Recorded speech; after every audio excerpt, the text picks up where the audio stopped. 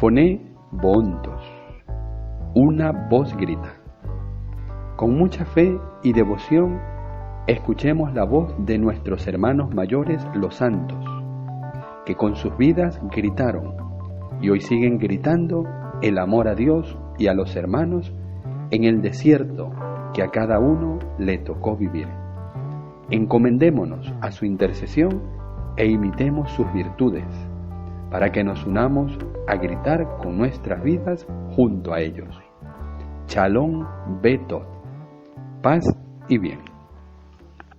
30 de agosto. Santa Rosa de Lima. El Papa Inocencia IX dijo de esta santa un elogio admirable. Probablemente no ha habido en América un misionero que con sus predicaciones haya logrado más conversiones que las que Rosa de Lima obtuvo con su oración y sus mortificaciones. Nació en Lima, Perú, en 1586, año de la aparición de la Virgen en Chiquinquirá. Fue la primera mujer americana declarada santa por la Iglesia Católica.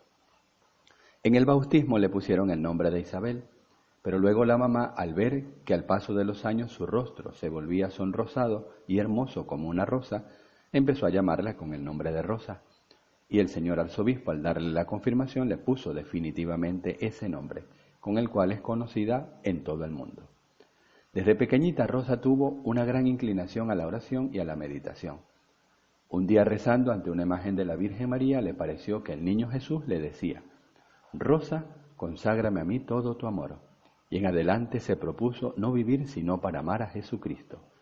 Y al ir a su hermano, que decía que si muchos hombres se enamoraban perdidamente, era por la atracción de una larga cabellera o de una piel muy hermosa, se cortó el cabello y se puso como propósito llevar el rostro cubierto con un velo, para no ser motivo de tentaciones para nadie. Quería dedicarse únicamente a amar a Jesucristo. Un joven de alta sociedad se enamoró de Rosa y quería casarse con ella. Sus padres estaban muy entusiasmados, porque ellos eran pobres y esto daría a la joven un porvenir brillante. Pero ella, aunque hubo serios disgustos en la familia, les declaró que se había propuesto dar su amor totalmente a Dios y que renunciaba por completo a todo matrimonio, por brillante que fuera. Se propuso irse con las monjas agustinas, pero el día en que fue a arrodillarse ante la imagen de la Virgen Santísima para pedirle que le iluminara si debía irse con ella, sintió que no podía levantarse del suelo donde estaba arrodillada. Llamó a su hermano a que le ayudara a levantarse, pero él tampoco fue capaz de moverla de allí. Entonces se dio cuenta de que la voluntad de Dios era otra y le dijo a Nuestra Señora: «Oh Madre Celestial, si Dios no quiere que yo me vaya a un convento, desisto desde ahora de su idea». Tan pronto pronunció estas palabras, quedó totalmente sin parálisis y se pudo levantar del suelo fácilmente. Seguía pidiendo a Dios que le indicara a qué asociación religiosa debía ingresar y de pronto empezó a llegar junto a ella cada día una mariposa de blanco y negro. Revoloteaba junto a sus ojos. Con esto le pareció entender que debía buscar una asociación que tuviera un hábito de blanco y negro y descubrió que eran las terciarias dominicas, unas mujeres que se vestían con túnica blanca y manto negro y llevaban vida como de religiosas, pero vivían en sus propias casas. Pidió ser admitida y le aceptaron. Entonces vino a saber que la más famosa terciaria dominica es Santa Catalina de Siena. Se propuso estudiar su vida e imitarla en todo. Lo logró de manera admirable. Se fabricó una túnica blanca, un manto negro y un velo también negro para la cabeza. Así empezó a asistir a las reuniones religiosas del templo. Pero sucedió que la gente admiraba su comportamiento y empezó a señalarla y a llamarla la santa. Entonces ella, que sabía que nada es tan peligroso como la vanidad y el orgullo y el deseo de aparecer, se fabricó una pequeña habitación en el solar de la casa donde vivía y se dedicó allí a practicar largas horas de oración y de meditación durante el día y durante la noche. Allí pasaba el resto de su vida, solamente saldrá para ir a misa y a socorrer a algún enfermo. Su padre fracasó en el negocio de una mina y la familia quedó en gran pobreza. Entonces Rosa se dedicó durante varias horas de cada día a cultivar un huerto en el solar de su casa y durante la noche a hacer costuras para ayudar a los gastos de la familia. El demonio le atacaba de muy diversas maneras. Las tentaciones impuras la hacían sufrir enormemente. Además le llegaron épocas terribles de sequedad espiritual, en los cuales todo lo que fuera oración, meditación o penitencia le producía horror y asco. Fuera de eso, la gente se burlaba de su comportamiento. Los mismos familiares la consideraban equivocada en su modo de vivir. Alguna vez le protestó amorosamente a Jesús por esto y le dijo: Señor, ¿a dónde te vas cuando me dejas sola en estas terribles tempestades? Y oyó que Jesús le decía: yo no me he ido lejos, estaba en tu espíritu dirigiéndolo todo para que la barquilla de tu alma no sucumbiera en medio de la tempestad. Es difícil encontrar en América otro caso de mujer que haya hecho mayores penitencias. No las vamos a describir todas aquí, porque muchas de ellas no son para imitar.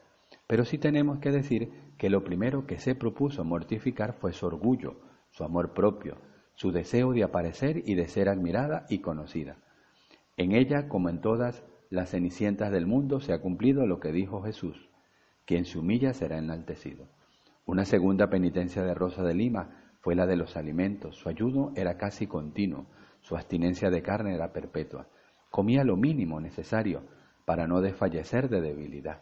Aun los días de mayores calores no tomaba bebidas refrescantes de ninguna clase, y aunque a veces la sed la atormentaba, le bastaba mirar el crucifijo y recordar la sed de Jesús en la cruz para tener valor y seguir aguantando su sed por amor a Dios. Dormía sobre duras tablas, con un palo de almohada. Alguna vez le empezaron a llegar deseos de cambiar sus tablas por un colchón y una almohada. Miró el crucifijo y le pareció que Jesús le decía: mi cruz era mucho más cruel que todo esto. Y desde ese día nunca más volvió a pensar en buscar un lecho cómodo. Distintas enfermedades la atacaron por mucho tiempo. Cuando algunas personas la criticaban por su demasiada penitencia, respondía: si ustedes supieran lo hermoso que es un alma sin pecado, estarían dispuestos a sufrir cualquier martirio con tal de mantener el alma en gracia de Dios. Y así lo sufrió. En sus últimos meses exclamaba: nunca pensé que la persona tuviera que sufrir tanto como lo que yo estoy sufriendo, pero Jesucristo me concede valor para soportarlo todo. Los últimos años vivía continuamente en un ambiente de oración mística, con la mente casi ya más en el cielo que en la tierra. Su oración y sus sacrificios y penitencias conseguían numerosas conversiones de pecadores y aumento de fervor en muchos. En la ciudad de Lima había ya una convicción general de que esta muchacha era una verdadera santa. Desde 1614, ya cada año al llegar la fiesta de San Bartolomé, 24 de agosto, demuestra su gran alegría y explica el porqué de este comportamiento. Es que en su fiesta San Bartolomé iré para siempre a estar junto al Redentor de Cristo.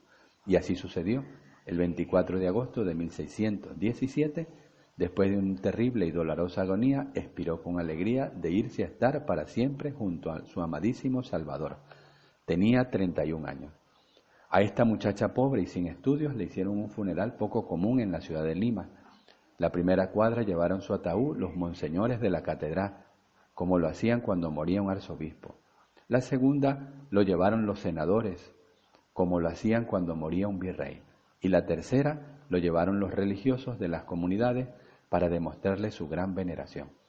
El entierro hubo que dejarlo para más tarde, porque multitudes querían visitar su cadáver, y filas interminables de fieles pasaban con devota veneración frente a él. Después de la sepultura, en una de las paredes del templo, los milagros empezaron a sucederse en favor de los que le invocaban con su intercesión, y el sumo pontífice la declaró santa y patrona de América Latina.